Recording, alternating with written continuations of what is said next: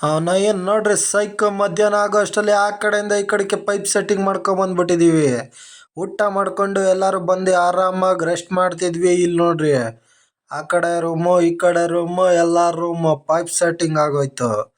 ಸೈಕಾಗಿ ಎಲ್ಲ pipe setting ಮಾಡಿ box ಇಕ್ಕೊಂಡು ಅಲ್ಲಲ್ಲೇ ಬಾಕ್ಸ್ ಇಕ್ಕೊಂಡು ಅಲ್ಲೇ ಎಲ್ಲ ಮಳೆ ಹೊಡ್ಕೊಂಡು ಎಲ್ಲ ನೀಟಾಗಿ ಬರ್ತಾ ಇದ್ವಿ. ಪಿ ಜಿ ರೂಮು ಇದು ಆಲ್ರೆಡಿ ನೋಡಿದ್ದೀರಾ, ಎಲ್ಲಿದೆ ಅಂತಲೂ ನಿಮಗೆ ಗೊತ್ತು. ಅವನ್ನ ಏನು ಸೈಕಾಗಿ ಎಲ್ಲ ಕೆಲಸನೂ ಪಟ ಪಟ ಅಂತ ಮುಗಿಸ್ಕೊಂಡು ಮಧ್ಯಾಹ್ನ ಆಗೋಷ್ಟರಲ್ಲಿ ಆಲ್ರೆಡಿ 4 ರಿಂದ 5 ರೂಮ್ ಪೈಪ್ ಸೆಟ್ಟಿಂಗ್ ಮಾಡಿಬಿಟ್ಟು ಬಾಕ್ಸ್ ಇಕ್ಬಿಟ್ಟಿದ್ವಿ. ಅವನ ಏನು 4 ಜನ ಇದ್ಮೇಲೆ ಅಷ್ಟಾದರೂ ಕೆಲಸ ಆಗಬೇಕಲ್ಲ ಬೇಗ ಬೇಗ. ಅವನ ಏನಂತ ಹೇಳ್ಬಿಟ್ಟು ಪಟ ಪಟ ಅಂತ ಮುಗಿಸ್ಕೊಂಡು ಬಂದ್ವಿ. ಇನ್ನು ಆ ಕಡೆ 3 ರೂಮ್ ಮಾತ್ರ ಬಾಕಿ ಇದ್ವು ನೋಡ್ರಿ, ಎಲ್ಲ ನೀಟಾಗಿ ಪೈಪ್ ಸೆಟ್ಟಿಂಗ್ ಮಾಡಿಬಿಟ್ಟಿದ್ದೀವಿ.